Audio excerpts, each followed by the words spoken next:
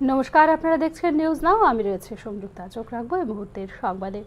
ত্রিপুরা ও নাগাল্যান্ডের বন এবং বনজ সম্পদ রক্ষার পাশাপাশি বনভিত্তিক অর্থনৈতিক প্রকল্পগুলিতে গতি আনার জন্য 225.5 মিলিয়ন ডলারের ঋণের অনুমোদন দিল বিশ্ব ব্যাংক। এর ফলে এই দুটি রাজ্যের 8টি গ্রামের 7 লক্ষ মানুষ উপকৃত হবেন বলে জানিয়েছে বিশ্ব ব্যাংক। ত্রিপুরা ও নাগাল্যান্ডের 400টিরও বেশি গ্রামে বন, জলাভূমি এবং বনভিত্তিক অর্থনৈতিক প্রকল্পগুলির উন্নয়নের জন্য 225.5 মিলিয়ন ডলারের অনুমোদন দিল বিশ্ব ব্যাংক।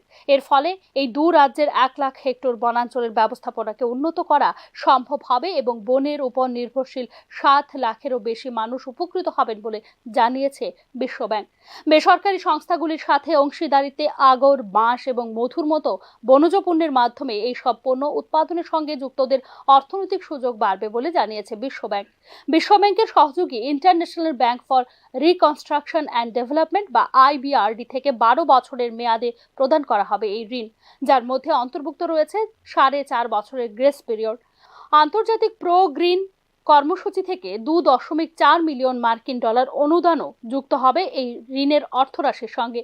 এই প্রকল্পের লক্ষ্য হলো বেসরকারি খাতে চালিত কর্মসংস্থান সৃষ্টির জন্য কাঠ ছাড়া অন্য বনভিত্তিক অর্থনৈতিক কর্মকাণ্ডে প্রচার প্রসার, বনের কার্বন শোষণের ক্ষমতা বৃদ্ধি করা এবং শেষ পর্যন্ত ত্রিপুরাকে সাহায্য করা।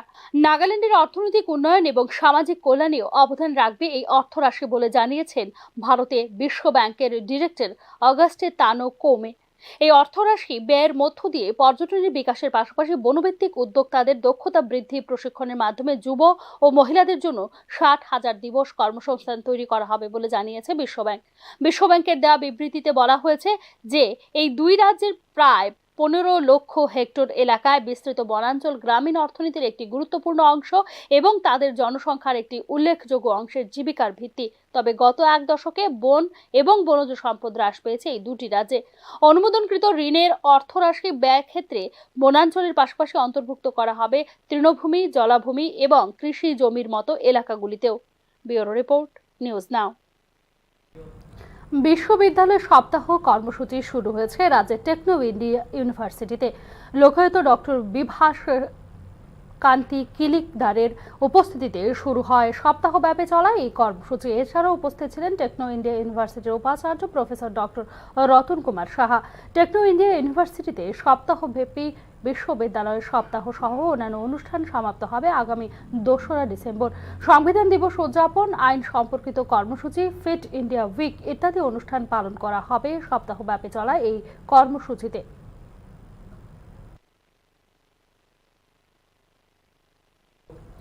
কেন্দ্রীয় মহিলা ও শিশু বিষয়ক মন্ত্রণালয় ও জাতীয় মহিলা কমিশনের নির্দেশ অনুসারে সমস্ত ভারতবর্ষে 26 নভেম্বর দিনটি বাল্যবিবাহ মুক্ত করা ভারত কর্মসূচি হিসেবে পালন করা হয়। এরই অঙ্গ হিসেবে রাজ্য মহিলা কমিশনে এক বিশেষ অনুষ্ঠানের আয়োজন করা হয়।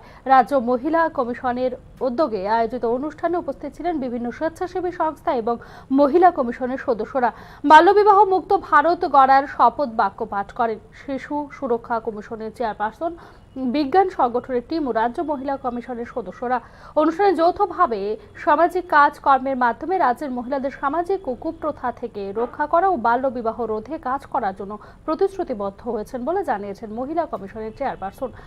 বাল্যবিবাহ মুক্ত ভারত কর্মসূচির অঙ্গ হিসেবে যে কাজগুলো বাল্যবিবাহ রোধে ও নাবালিকা কন্যাদের ভবিষ্যৎ সুরক্ষার জন্য হাতে নেওয়া হয়েছে সেগুলি সম্পূর্ণভাবে বাস্তবায়ন করা হবে বলে জানিয়েছেন রাজ্য মহিলা কমিশনের চেয়ারপারসন ঝর্ণা দেববর্মা। গতকালই আমাদের কাছে একটা মেসেজ আসে যে আজকের এই দিনটি, সেই 27 নভেম্বর 2024, এই দিনটিকে বিশেষ করে একটা খুব গুরুত্বপূর্ণ দিন হিসেবে লঞ্চ হতে চলছে, যে বাল বিবাহ মুক্ত ভারত যে ক্যাম্পেইনিং। এই দিনটিতে আজকে আমাদের ministry of women and child department যে আছে, ওনারা আজকের এই দিনটি বিশেষভাবে উদযাপন করছেন এবং দিল্লিতে সেটার উপরে অনেক কার্যক্রম চলছে। আমবাসা বলরামপুর ভাটা সংলগ্ন ধলাই নদীর পাড় থেকে বুধবার এক যুবকের মৃতদেহ উদ্ধার করে আমবাসা থানার পুলিশ। মৃতের পরিবারের তরফ থেকে থানায় খবর দিলে ঘটনাস্থলে পৌঁছায় আমবাসা থানার পুলিশ ও ফরেনসিক টিম। মৃতদেহ শনাক্ত করে ময়নাতদন্তের জন্য আমবাসা হাসপাতালে পাঠানো হয় বলে জানিয়েছেন আমবাসা থানার পুলিশ। মৃতদেহ উদ্ধারের ঘটনায় এলাকা জুড়ে চাঞ্চল্য বিরাজ করছে। জানা যায়, পেশায় দিনমজুর মৃত রমেন উরাং মঙ্গলবার কাজ সেরে বাড়ি ফিরে না আসায় পরিবারের লোকেরা অনেক খোঁজাখুঁজির পরও তাকে পায়নি। তার পরিবারের তরফ থেকে জানানো হয়, পরে বুধবার সকালে রমেনের ছোট ভাই বাড়ির পাশে 500 মিটার দূরে নদীর পাড়ে রমেনের দেহ পড়ে থাকতে দেখে বাড়িতে ও পুলিশকে খবর দেয়। মৃতদেহ উদ্ধারের পর ঘটনার বিস্তারিত বিবরণ দিয়ে রমেন ওরাংয়ের পরিবারের পক্ষ থেকে সংবাদ মাধ্যমকে জানানো হয়েছে।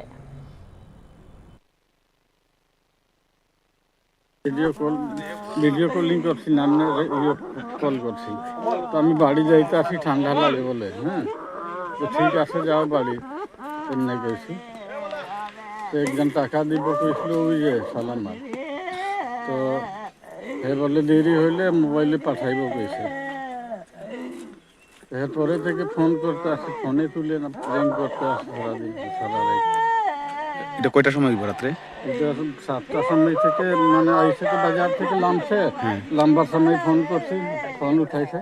তারপরে তো বাড়ি আইসে আসে, আমরা ফোন করছি না। এদিকে কি রাস্তা, বাড়ির রাস্তা? না, অন্য এদিকে এই সোজা রাস্তা লানে। কি করতো হে এমনিতে? ওই তো এইখানে বালু গাড়ির কাজ করতো। নাম কি এর? তো রবেন।